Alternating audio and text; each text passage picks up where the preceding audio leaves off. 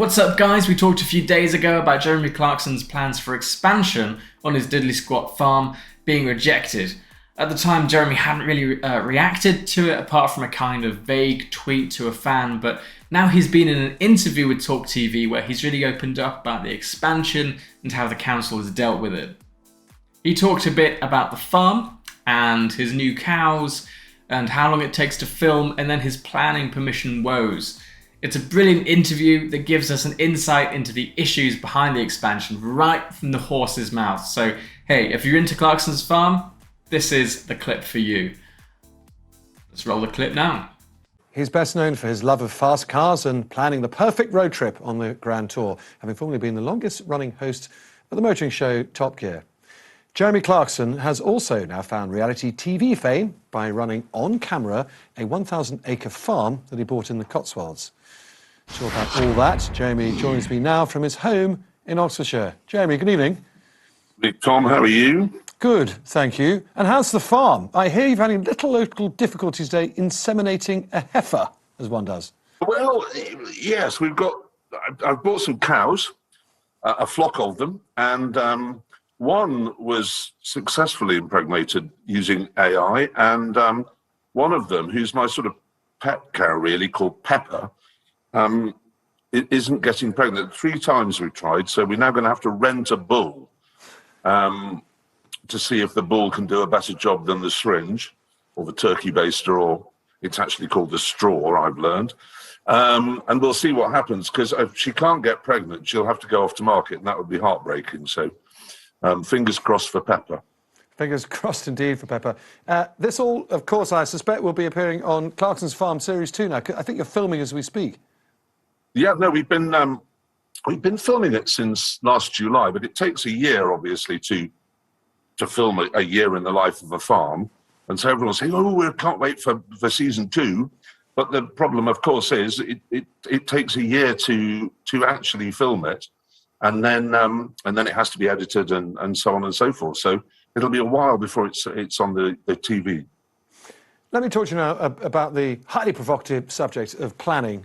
You've been having your own difficulties with it. There's quite a bit of it in the Queen's speech this week, which we'll get to. But you've applied for planning permission 3 times now to improve your diddly squat farm shop, and you've had it refused 3 times, if I've got my numbers correct. Yes, it's. I've no idea. I must have offended the planners in some way in a column I wrote probably 20 years ago, and I can't get planning permission. Maybe I should buy an apron and join the Masons. I don't know what you have to do, but I simply can't get planning permission for anything, which is infuriating. But it's not just me, as it turns out. I thought it was, but farmers up and down the country are saying the same thing. It's, as I'm sure you know, Tom, the basic farm payment scheme is being reduced dramatically. Mine's gone down from 80,000 to 60,000, goes down to 40,000 next year, and will eventually go to nothing at all. And the government has told farmers to diversify, to think of other ways of making money and not just to rely on taxpayer assistance. So I thought, okay, fine, I'll open a shop, I'll open a restaurant and sell my produce there. At local government, the local authority just says, no, you can't do that. So we're being told to diversify on the one hand, and then told we can't diversify by local planners, which is, I mean, you described me as Britain's angriest farmer earlier. I'm not. I'm just roll my eyes and just think, well, this is tremendous television. I mean, without knowing it, West Oxfordshire District Council is writing a fantastic script, and every farmer in the country will go, that's exactly what's happening. These, how can I put it, not terribly bright people in planning departments just don't understand what they're messing around with. And I'm seeing the results. I was told to change the traditional green tin roof on my shop for much more expensive slate. I was told I couldn't sell milk that was coming from 5 miles away from a woman who's desperately worried about her future as a dairy farmer because of TB and so on. I haven't been allowed to build a farm track. I haven't been allowed to build a car park, even though the locals are saying there's too many people parking on the road. It just goes on and on and on. And the council's answer to everything is no. But so I'm sort of giving up, really. I'm just going to do what I learned at school. Do what you learned at school? Yeah, get around the rules. I mean, Jeremy, the serious point here is... Do you worry about that? When they said, you've got to go to chapel, I just thought, no, you see, I haven't got to go to chapel. I just have to work out how I don't have to go to chapel.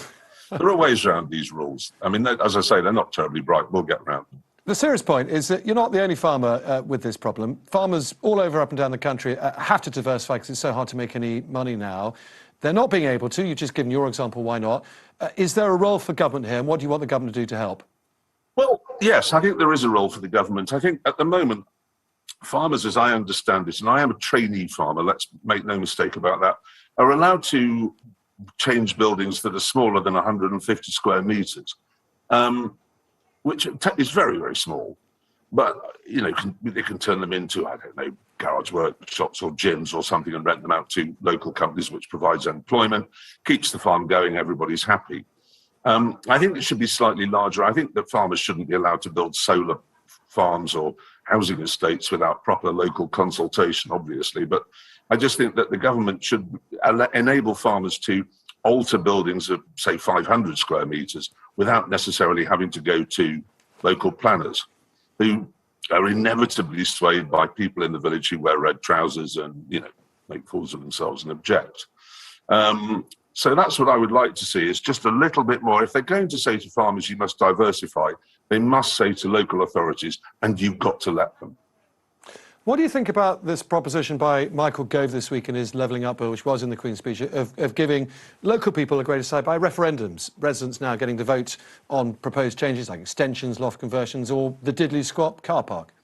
Well, I've written about this actually from my column in the Sunday Times this weekend. And then found, as I finished it off and sent it, I looked at the Matt cartoon of the Daily Telegraph and found he'd had exactly the same idea as me. Is the man in our village who's objecting, I just want to pull his house down and we'll have a vote.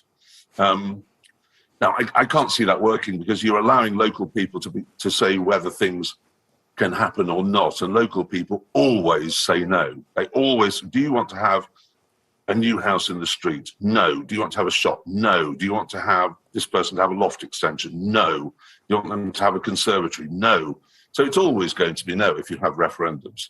So I don't think it's necessarily going to work. It'd be nice if it did, but I don't think it will. All right, Jeremy, finally, you've got involved in another row this week. This time, about rabblers. You told Avon and Somerset Police to make it their #1 priority to catch a dog walker who attacked a farmer with a rock. An extraordinary story, but why should it be the #1 priority? Well, I don't think that's necessarily controversial. I think if you have these lunatics that come to the countryside, and I've experienced them in recent days and weeks, months, who really don't understand how the countryside works. And this guy walking his Staffordshire pit bull, which means he's on benefits, has simply thrown a rock at a farmer who was ploughing up a footpath. And I don't know whether he was ploughing up a footpath or not. I do know that he's entitled to plough up a footpath, providing he puts it back within 10 days, which farmers invariably do. And he's thrown a rock at him. I saw the photographs, blood pouring out of his face. He's 70 years old, this man, trying to grow food for the nation, and then an idiot has thrown a rock at him. Well, I mean, Avon and Somerset Police spent an awful lot of time, as I recall, trying to find people who had not thrown a statue into the river. Well, come on, if they can do that, they can get off their bottoms and go and have a look around and find this man with the pit bull who's bald, and they have a description, and go get him. Let's throw the book at him. OK, Jeremy, we're out of time. My 12-year-old son, though, will kill me if I don't ask you who you think is going to win the Formula 1 championship this year, who's a Formula 1 nut. Will you indulge him and me with just that? Well, I mean, listen, I know no more about Formula 1 than anyone else watching. I mean, I would think it was going to be Max.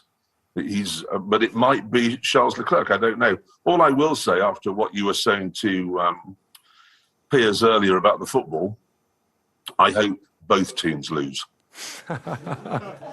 Not possible. Does Chelsea a power good if you both lose? So just do that. Yeah, well, you've got third place. All right, Jeremy Clarkson, it's been a great pleasure. Or have we? Well, yeah, TBC. Come on next week and we'll talk about that too. Jeremy, thanks for your time. Really appreciate it. Absolute pleasure, Tom. Thank you very much for having me.